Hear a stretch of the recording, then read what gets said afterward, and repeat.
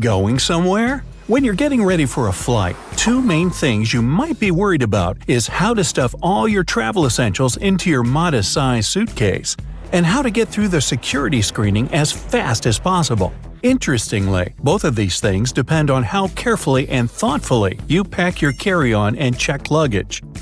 Listen up. Number 1. Be careful. If you don't charge your laptop before the flight, it may be confiscated. It's not uncommon for an airport security officer to ask you to power your device up. If you fail to do it, your gadget can be taken away for an additional check. For safety reasons, it's crucial to make sure that it hasn't been tampered with or modified in a way that can cause harm during the flight. Number 2. Packing an electric brush in your carry-on may land you in trouble at the security check. Brushes produced by some brands have lithium batteries inside, and those can potentially lead to serious problems in the air. That's why leaving your electric brush in your checked suitcase will make passing the security scanning easier for you. 3. You can pack much more efficiently with the help of a vacuum cleaner and several plastic bags. Roll your clothes, carefully stuff them in a zipper plastic bag, and close it, leaving just a small hole. Then use the vacuum cleaner to remove all the air from the bag and zip it shut. If you have a lot of clothes, it's better to use special compression storage bags. 4. Airport authorities warn that the security equipment that's used to screen-check luggage damages undeveloped film. Oh, are you the one that still uses film? Well, if you want to avoid fogging, put your undeveloped film roll in your carry-on. Carry-on baggage scanners aren't so powerful and aren't likely to harm the film. But try not to let your film get scanned several times. Otherwise, say your goodbyes. Or you can always ask security officers for a manual check. Number 5. No one will object if you bring a belt bag along with your carry-on on board the plane. But if you want to take a clutch or some other kind of mini bag, you may be asked to pack it inside your carry-on. 6. Avoid wrapping your things in aluminum foil when packing your bags. Both your carry-on and checked luggage pass through an X-ray scanner. It can't see through the aluminum foil because this material effectively blocks X-rays. Airport security staff see only dark spots on the screen. That's why your checked luggage will be examined more thoroughly, which will take additional time. 7. All unusually shaped objects you've decided to put in your suitcase, such as a stapler or a long candlestick, will definitely seem suspicious to security officers. They'll want to check your baggage more thoroughly, so try to arrive at the airport in advance. Number 8. Although almost all airports in the world are equipped with modern security devices these days, your hand luggage is examined by people. The reason is simple. Many substances look similar while being scanned. That's why, if you want to sweep through the security check, don't put musical greeting cards in your carry-on. They might raise suspicions passing through a scanner. Honey, sausages, or cheese can also look unsafe to officers. 9. When you're traveling with a single carry-on bag, take advantage of sample sizes. The most experienced travelers collect all the samples they get and take them on a trip. If it's a short journey, transferring your everyday products into travel-sized bottles seems like a waste of time. You can store sample products in contact lens cases. It'll prevent liquids from spilling. 10. When you put a pack of coffee in your luggage, be ready for an additional check. Airport security officers know all too well that criminals use its strong odor to conceal the smell of not-so-legal substances. 11. If you don't have special shoe bags for keeping your dirty footwear, pack your shoes in cheap plastic shower caps. Put a shoe sole down in a shower cap and the rest of your baggage is safe. 12.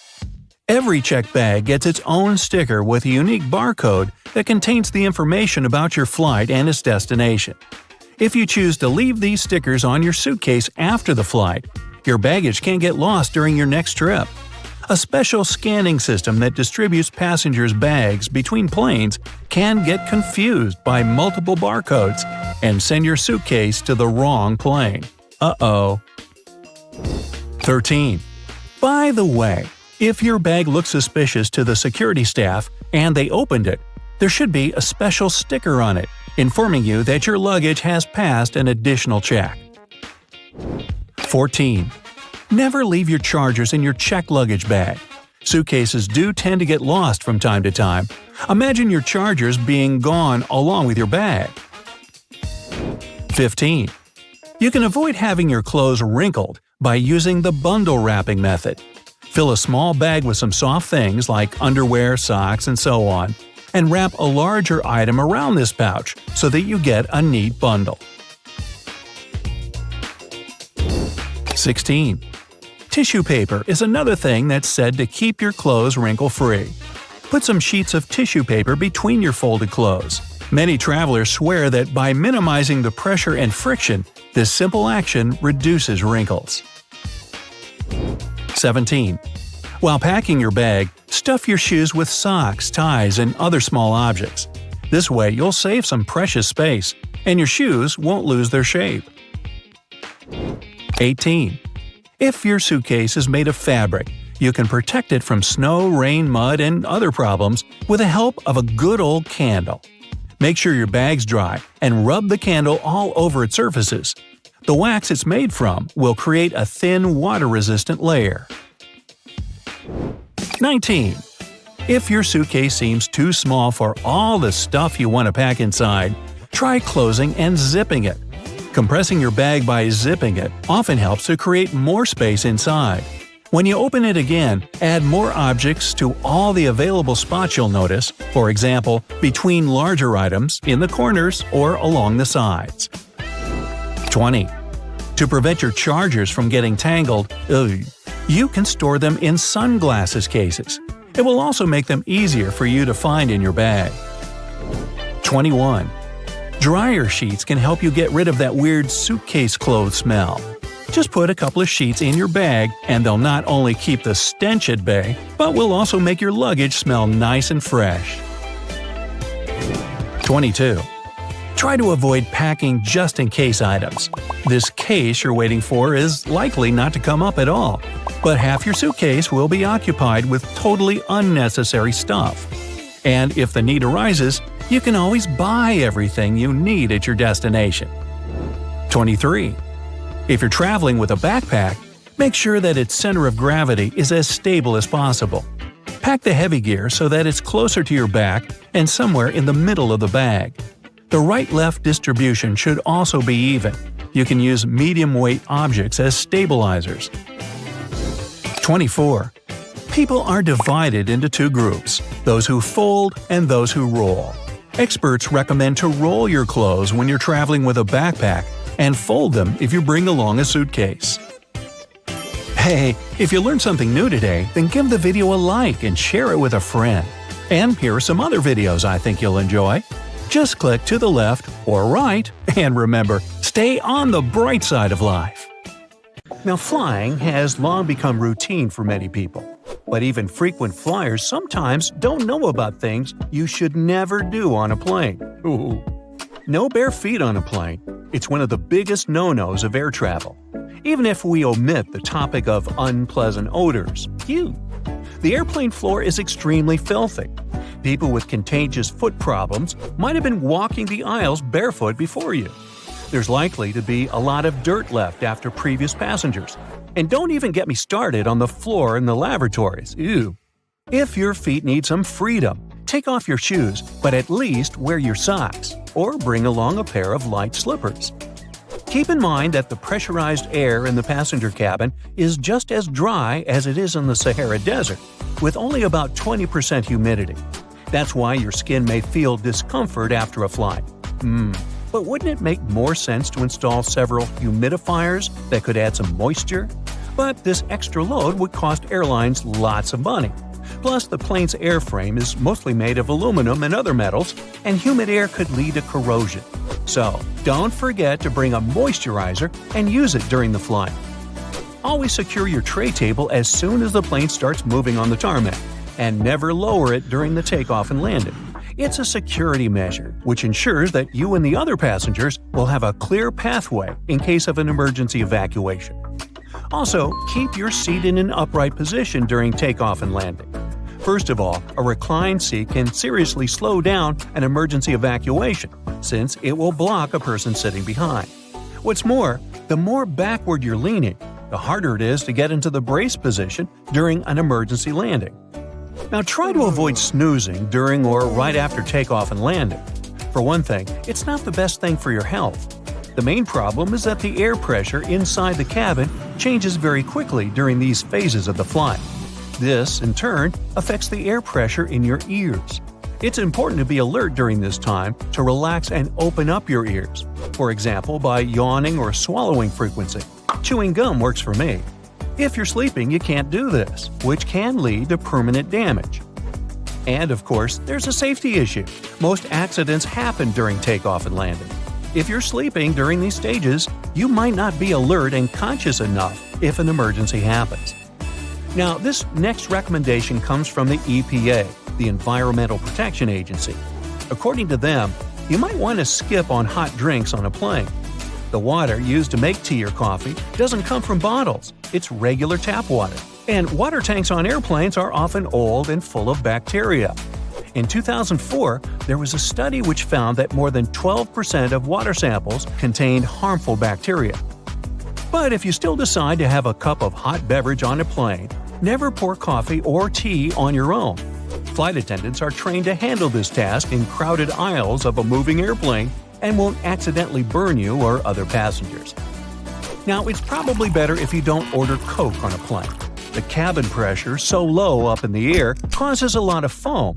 For apparent reasons, flight attendants don't want to serve you a cup filled with froth.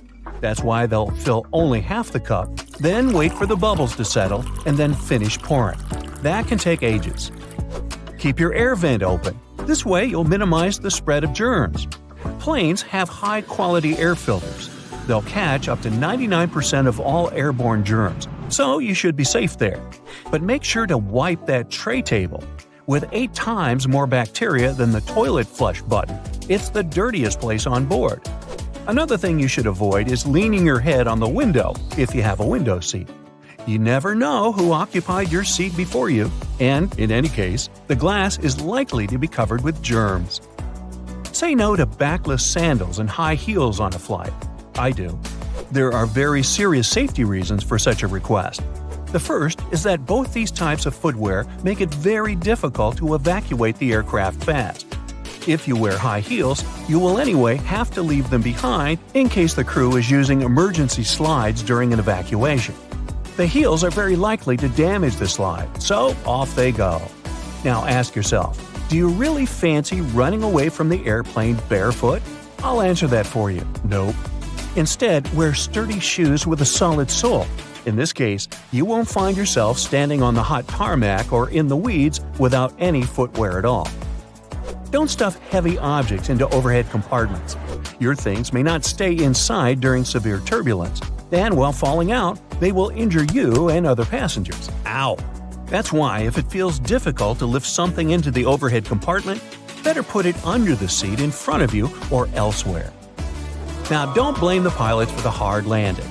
When you experience it in bad weather, it might be intentional. If the runway is covered with water or snow, the plane has to touch down hard in order to break the water layer and prevent aquaplaning. Otherwise, the water can perform the role of a lubricant, and the plane won't be able to brake or respond to any control. Deploying an emergency slide when there's no emergency is a very bad idea. It can cause hour-long delays and cost airlines thousands of dollars to pack the undamaged slide back into its container. Why would someone do it? Apparently, some think it'll help them get off the plane faster. Well, they're an idiot. Don't be one yourself. Just keep in mind that it doesn't work this way. Don't ignore the instructions of the cabin crew to open window shades during takeoff and landing. This way, flight attendants can see what's happening outside, assess the situation, and act fast, organizing the evacuation. For example, if there's a fire outside one exit, they will redirect passengers toward another door. Avoid carrying spray deodorants or shaving cream in your carry-on baggage. Both these things tend to explode mid-flight and therefore aren't allowed on board the airplane. A much better idea is to choose stick deodorants. You also mustn't keep power banks in your checked luggage. And if you want to bring one on board, its capacity shouldn't be more than 20,000 milliamps. Besides, you shouldn't use them during the flight since they might catch fire.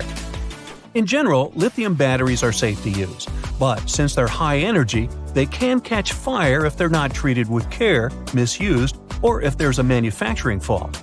Such batteries have been the cause of quite a few fires on board airplanes, as well as during ground handling. Do not worry about airport scanners, they won't harm your health. Otherwise, airport employees wouldn't be able to stay near them without special clothing. Even when you're passing by a baggage scanner, the risk is minimal. And the last one, don't act like a jerk on board. Behave yourself. I know you will. Also, never try to land a plane on your own. Nah, don't laugh, I'm not kidding. In movies, they often show us that something happens to the pilots and they can't land the plane. And that's when the main character, a very skillful person, starts their game. Unfortunately, it's close to impossible to do it in real life. Even if a person is a genius, is fond of computer simulators that match the real model of an aircraft 100%, and is ready to follow all the instructions from the ground, they're likely to fail due to one simple aspect: stress. It is true that there have been cases throughout history when amateurs landed smallish private planes after the incapacitation of a pilot. However, there has never been a case of a non-professional pilot landing a commercial passenger airplane. It's only in the movies. Are the letters SSSS on your boarding pass a reason to worry? What's much more dangerous than turbulence? Should you really be the first to board the plane? You're about to figure it out. You might have noticed that most planes have blue seats. There's no mystery here. Airlines opt for this color because it's considered to have a calming effect. This color supposedly puts passengers at ease and helps even the most nervous flyers to relax. But there's also another, more practical reason. Stains, dirt, and scrapes are less visible on dark blue fabric. Never throw your boarding pass away in a public place. It contains tons of your sensitive information, including your name and frequent flyer number. This, in turn, may allow someone else to check your future bookings, change your seat, or even cancel your flights. So the best way to deal with the boarding pass for a flight you've already boarded is to take it home and feed it through a paper shredder. By the way, if you ever see the letters SSSS or S on your boarding pass, get ready for additional security checks. Instead of these letters, there may be a checkerboard pattern. Anyway, if you have any of these marks, your carry-on luggage can also undergo a thorough inspection. Why might they choose you for secondary screening? Some of the criteria are making a one-way reservation or paying cash for your ticket. In some cases, the selection is absolutely random. Look, your gate is open and the boarding is started. Wait, where are you running? There's no need to hurry. The trick experienced Globetrotters use is always board last. For one thing, you don't have to waste time standing in line. Then, there are fewer people on the jetway and in the aisle, and you spend less time on the plane. No one is going to take your seat anyway. There's one exception though. If you have a bulky carry-on bag, it may make more sense not to board last. Otherwise, the chances are high that all the overhead bin space will be occupied by the time you reach your seat. And then your bag may end up in another part of the plane, and you'll have to wait till the other passengers disembark before you get to your luggage. Duh! Before takeoff and landing, flight attendants usually flip a small switch on the bathroom door. This prevents it from flying open when it's not supposed to. With the same ease, a flight attendant can open the door when someone is inside. Look, they only need to lift the lavatory sign and move the knob into the unlocked position. Pilots don't worry about turbulence. That's because they know that there is a thing way more dangerous than any turbulence. It's an updraft. In most cases, turbulence only drops you a couple of feet down, even though it might feel as if you're falling from the top of the Empire State Building. If the turbulence is strong enough for the pilots to ask flight attendants to sit down, the plane can go 10 to 20 feet down. The most extreme white-knuckle turbulence is super rare. But an updraft is a big air mass. part of a storm or some other weather phenomenon, moving upwards. Pilots don't see updrafts on their radars at night, and when a plane hits one, it feels like driving over a huge speed bump at 500 miles per hour. An updraft is also extremely treacherous because it can push an aircraft upward to dangerous altitudes. Modern planes have a special system that detects other aircraft, mountains, and different solid objects in their path. 10 miles away from another plane, and a voice in the cockpit starts chanting, "Traffic, traffic." 5 miles closer, and the same voice begins to give pilots the directions. Airplanes can operate with one engine, even during takeoff and landing. Both engines failing simultaneously is almost unheard of, but even then, a plane wouldn't drop from the sky like a rock. Pilots would have up to 20 minutes to find a suitable place to land. The way the cabin is pressurized has a great effect on your taste buds. You lose up to 30% of your ability to taste sweet and salty things. In other words, it's not that airplane food isn't tasty, you just don't feel its flavor. That's also the main reason why airline catering companies add extra salt and spices to the dishes they cook. But you know what may help you? Noise-canceling earphones. For some reason, that probably has a scientific explanation. Cutting off all that noise around can help your taste buds.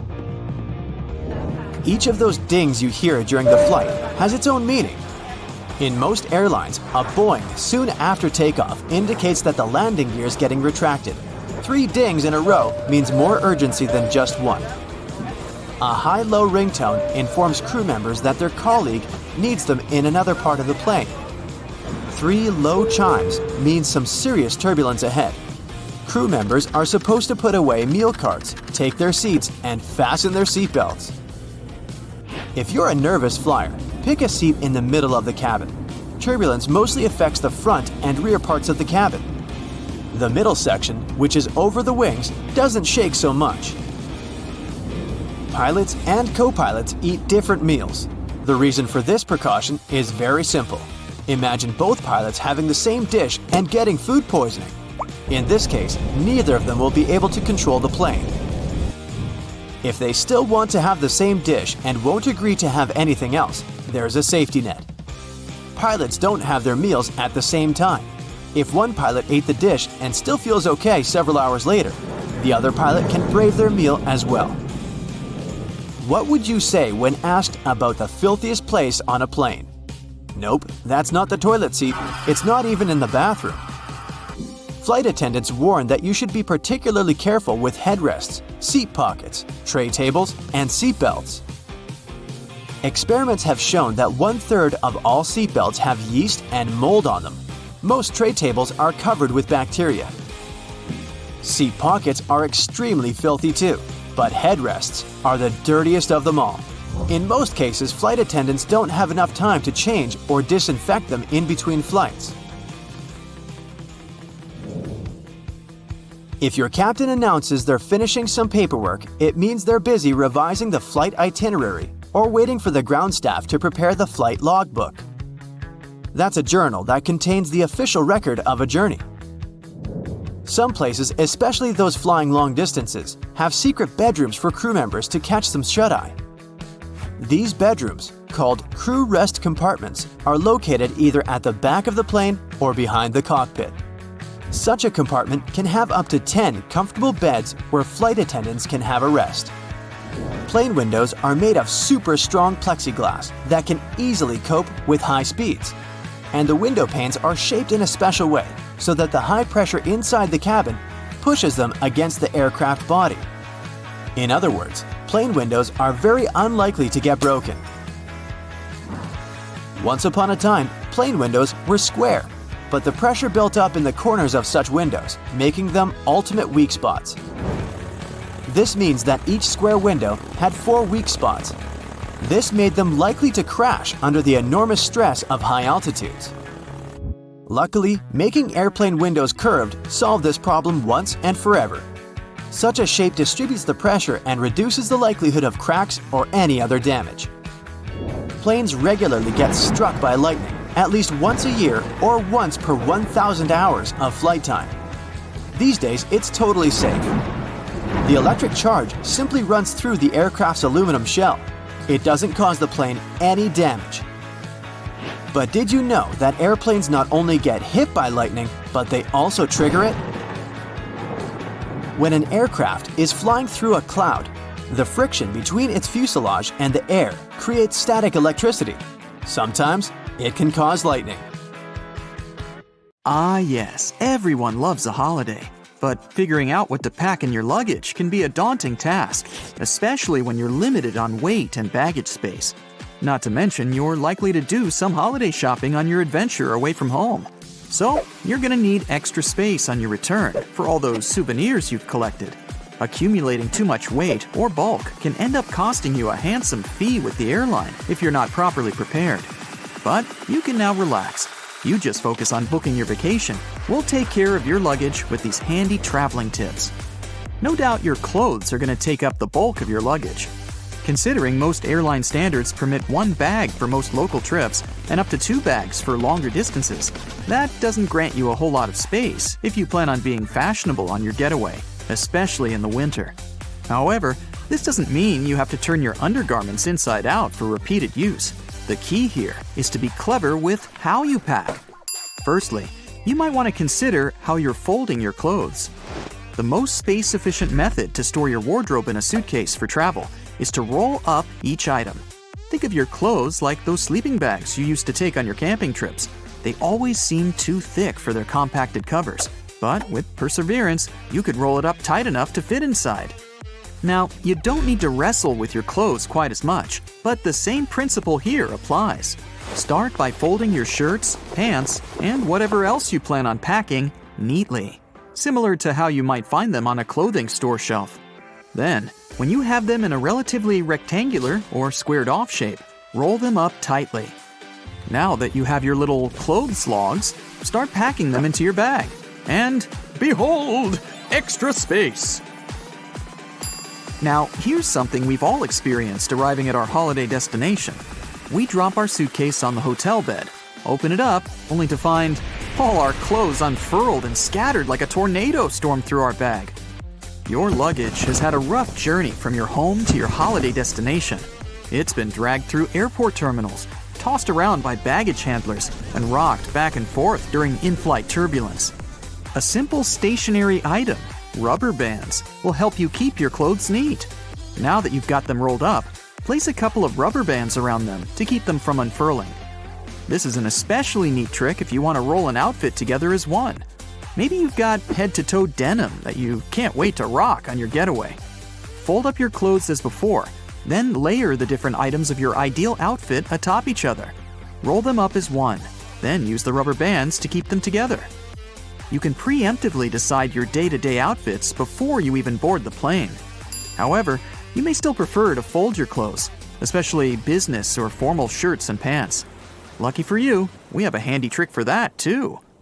Instead of folding each item individually, we're going to lay it out all on top of each other. Start with your shirts and tops, alternating with one on top and one on the bottom, keeping the necks of your shirts at the center. Work your way down to your pants and smaller items until they're all laid out flat. Try to keep your pants in the middle. Finally, start folding your items in on themselves, with the shirts creating the outer layer, until you end up with a neat bundle, like a present. You should be able to sit your bundle squarely into your bag. Want to save even more luggage space?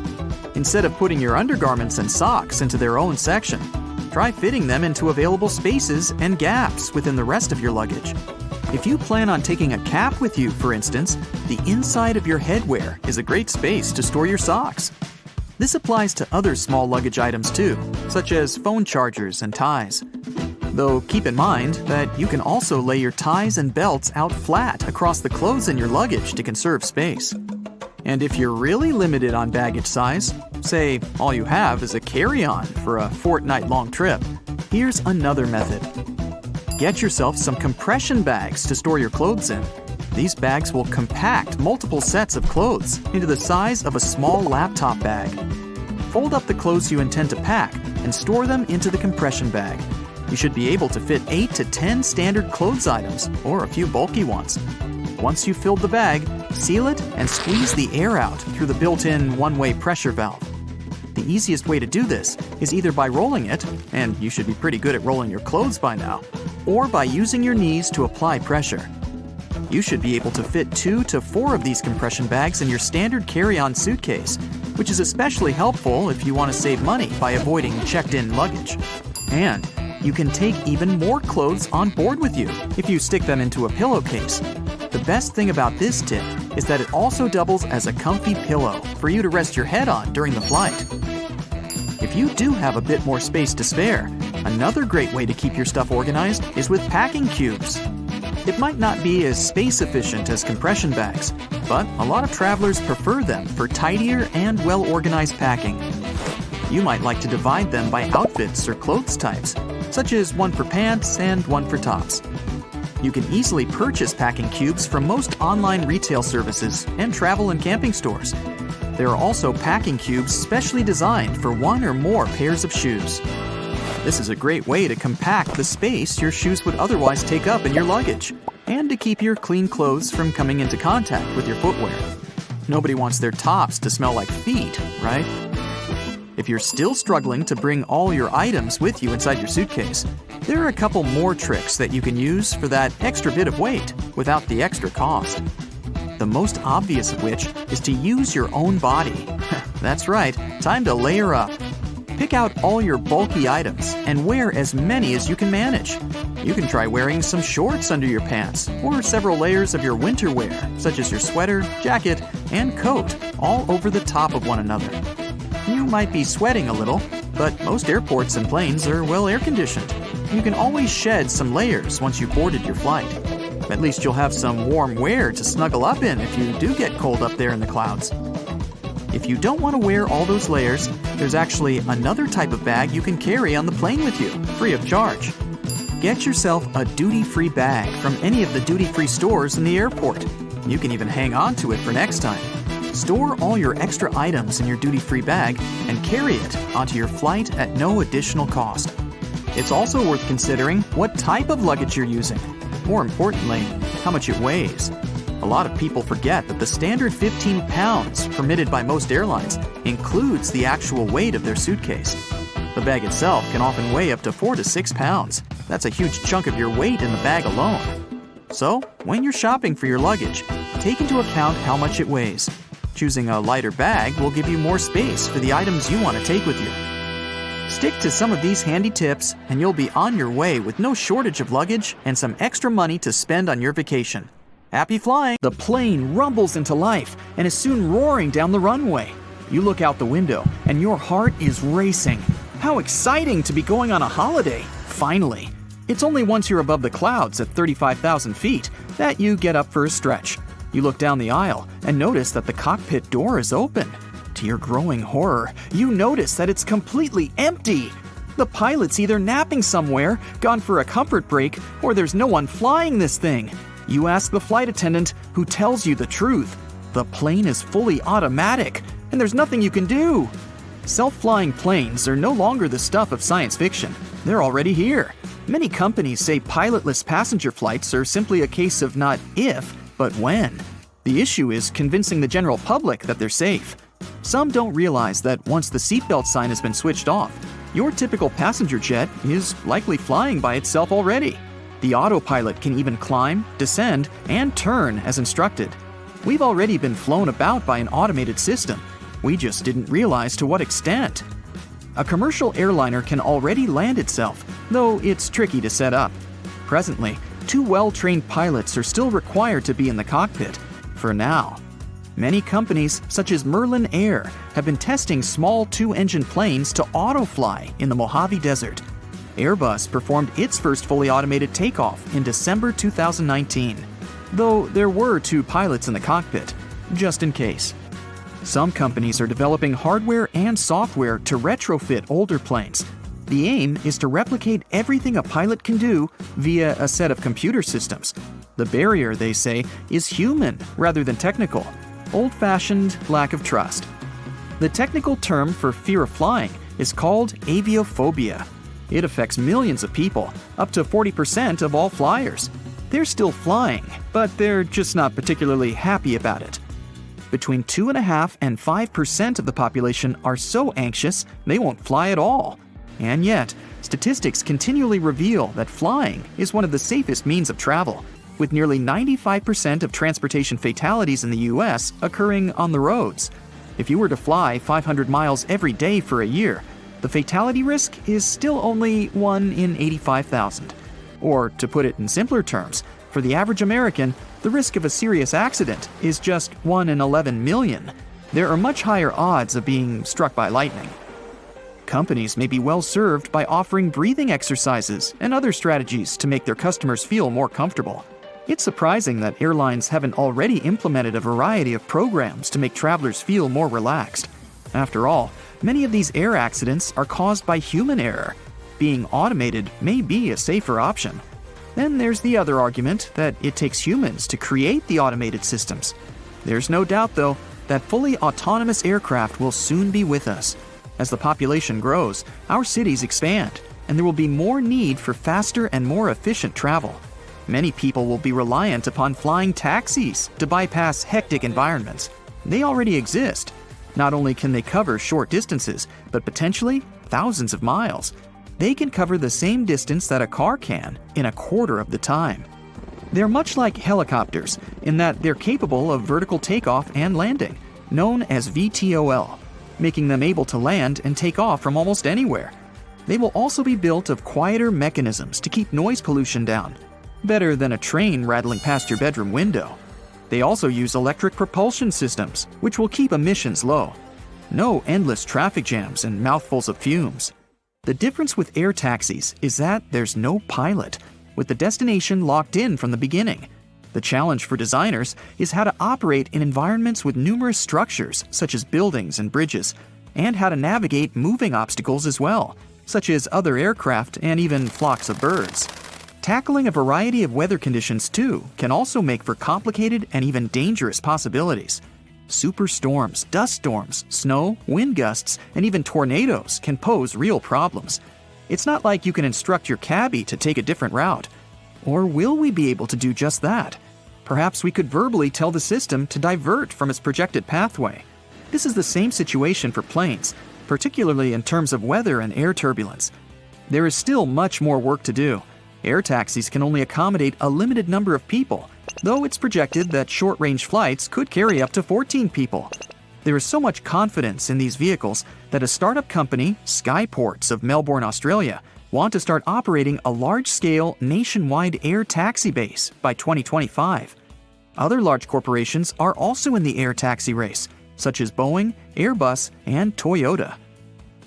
With larger planes already capable of pilotless flight, you may be wondering, why isn't this happening already? People will surely get used to it. Well, there are a few obstacles. There are regulations that are yet to be drawn up. Business people are already saying that regulators are falling behind, and that air taxis alone could be a multi-trillion-dollar industry within just 2 decades. Not all experts agree that the technology is reliable. Some pilots have also stated that automatics can malfunction and that someone must be there to take over.